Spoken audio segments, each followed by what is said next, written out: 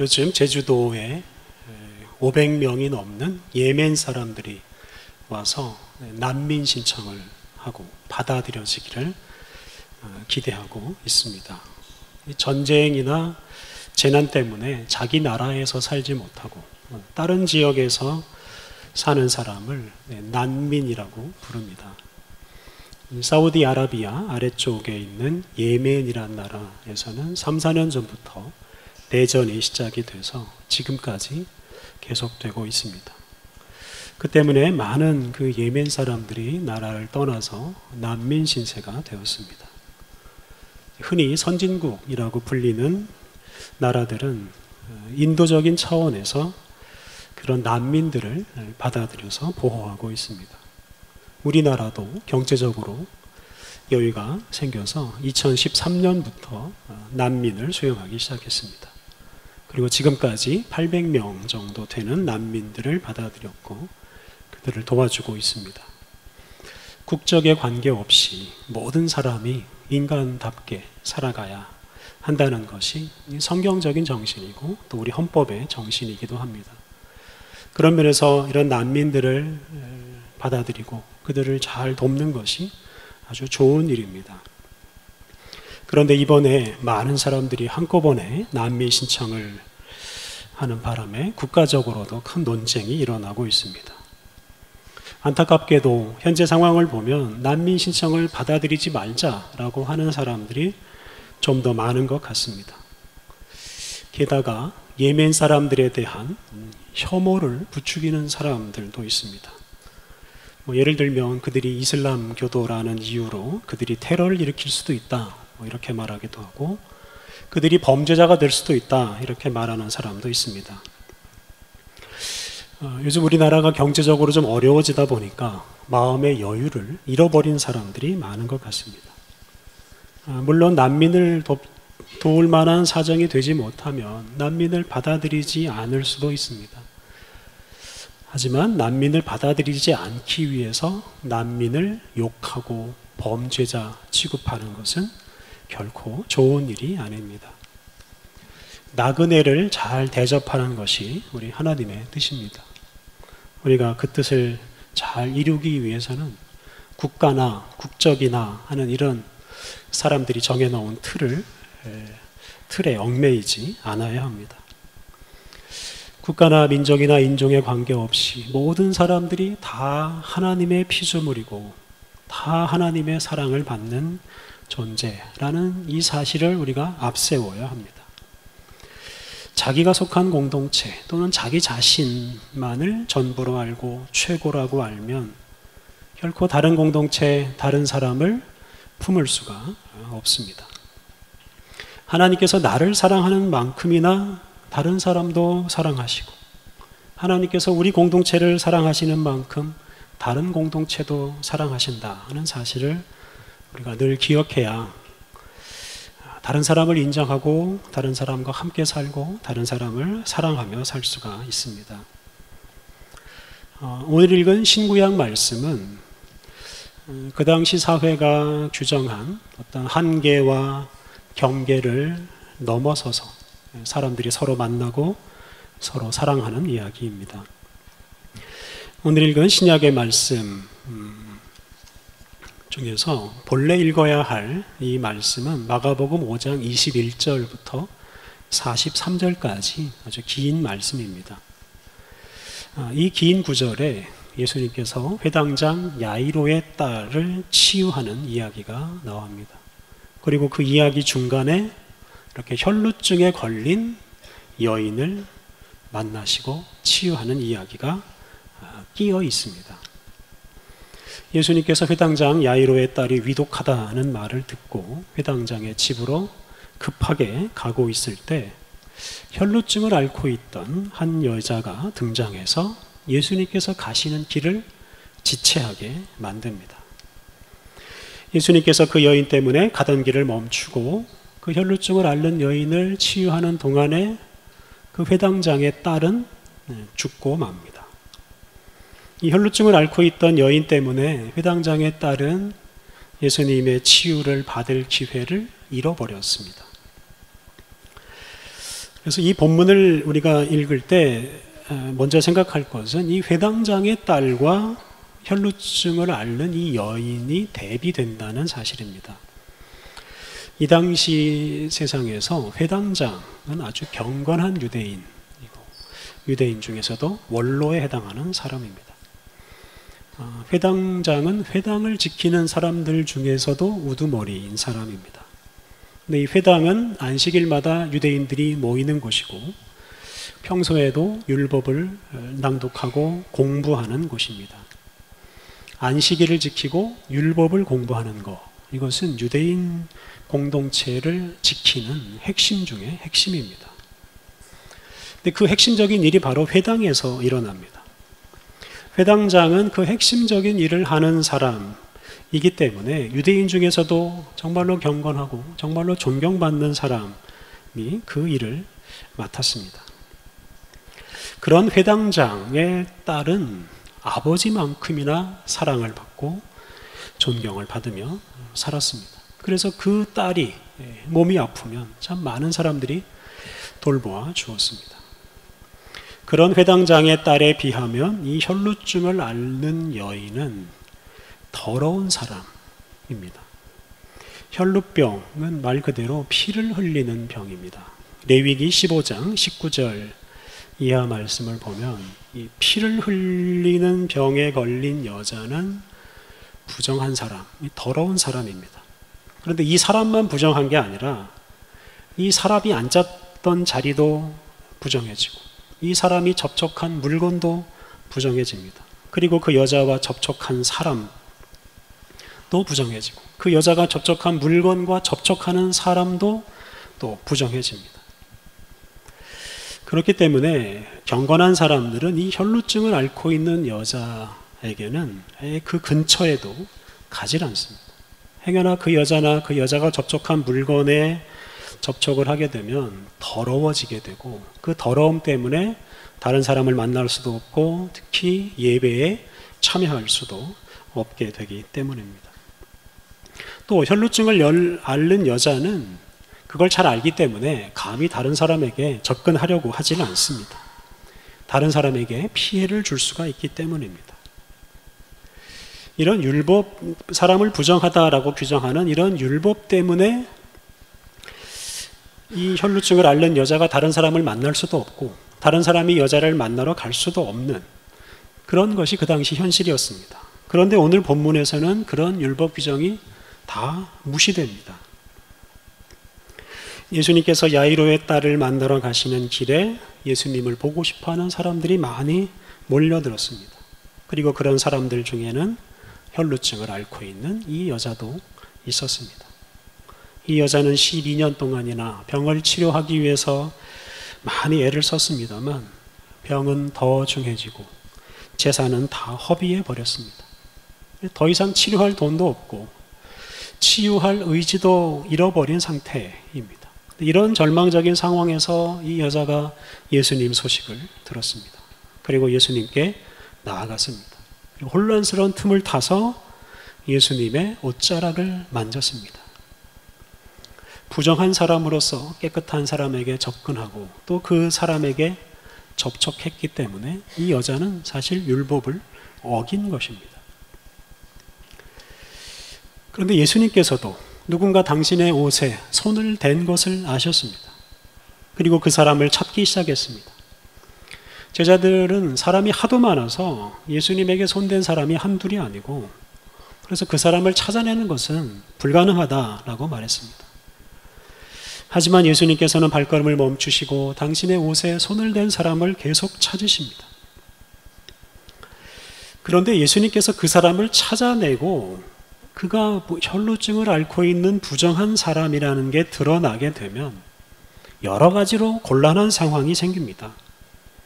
자기가 부정하면서도 다른 사람에게 접촉함으로써 다른 사람마저 부정하게 만든 이 여자가 곤란해지고 또 회당장의 딸을 만나러 가야 하는 예수님도 곤란해집니다. 왜냐하면 이 여인 때문에 예수님이 부정해졌기 때문에 예수님은 더 이상 하루 동안은 다른 사람을 접촉할 수가 없기 때문입니다. 그래서 회당장의 딸을 만날 수가 없습니다. 예수님이 그냥 넘어가면 그냥 이런 곤란한 상황을 아무도 모른 채 그냥 넘어갈 수가 있습니다. 그런데 예수님께서는 굳이 그 여인을 찾아내시고 그 여인을 만나십니다.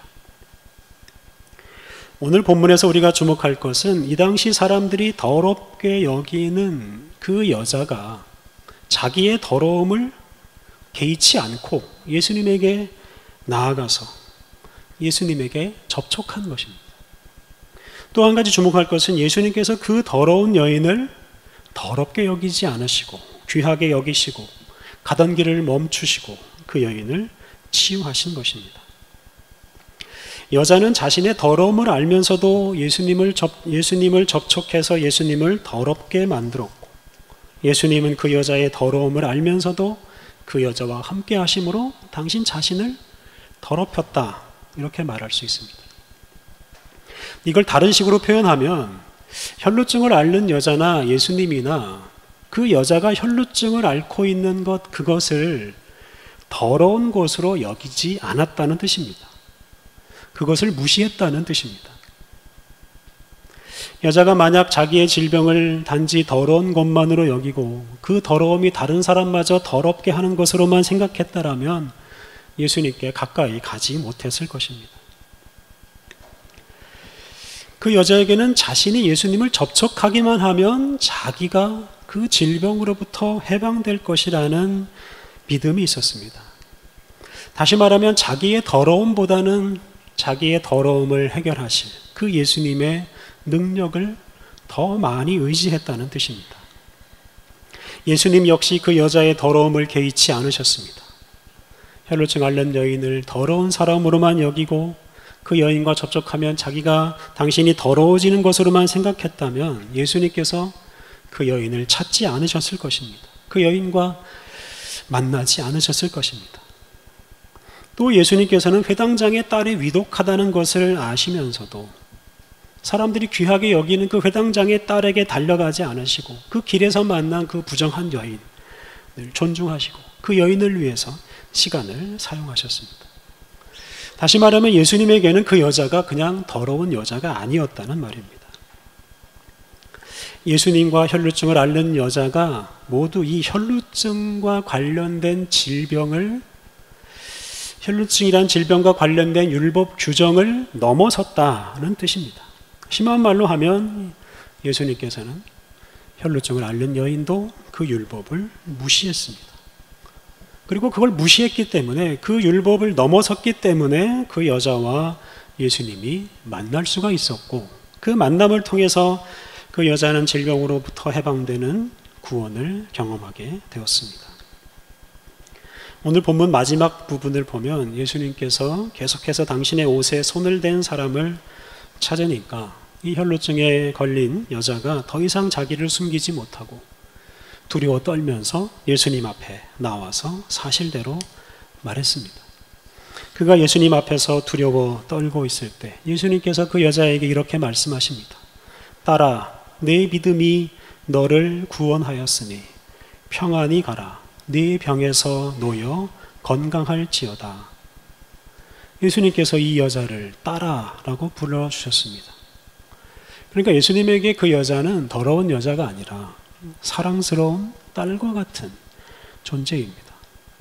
예수님은 그 여자를 칭찬했습니다. 내 믿음이 너를 구원하였다. 여러분, 이 여자의 믿음이 무엇이겠습니까? 자기의 더러움은 개의치 않고 예수님과 접촉한 것입니다. 율법을 무시하고 율법의 한계를 넘어서서 예수님의 구원의 능력을 믿고 예수님의 옷에 손을 댄 것입니다. 이 여자의 믿음이 바로 율법을 넘어섰습니다. 비록 율법이 자기를 더러운 존재라고 말하고 자기와 접촉하는 사람까지도 더러운 사람이라고 말하지만 여자는 그것을 믿음으로 넘어서서 예수님께 나아가고 예수님을 만났습니다. 이것이 바로 예수님께서 칭찬한 여자의 믿음입니다. 이 여자의 믿음 때문에 예수님과의 만남과 치유가 이루어졌습니다.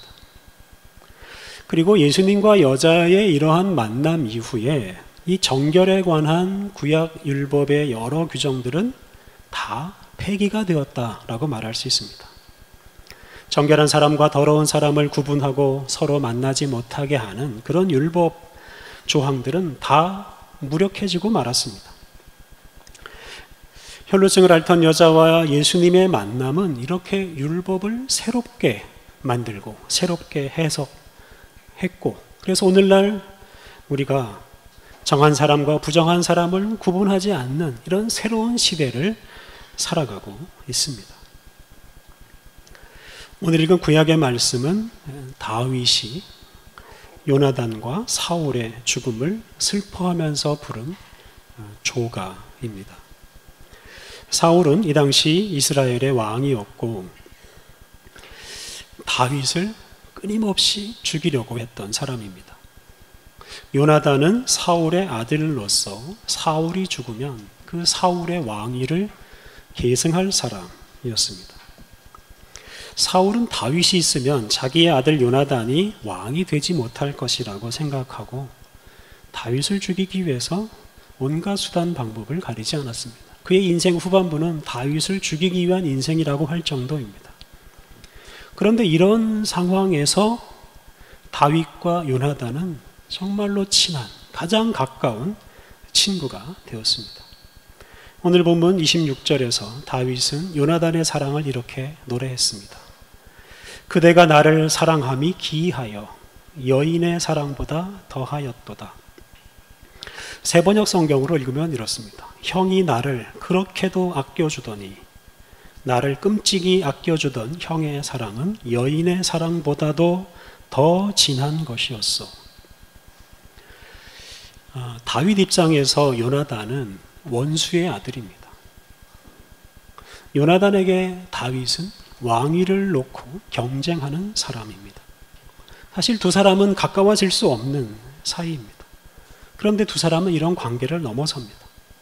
서로 사랑하고 서로 목숨을 걸고 보호해주는 관계가 됩니다.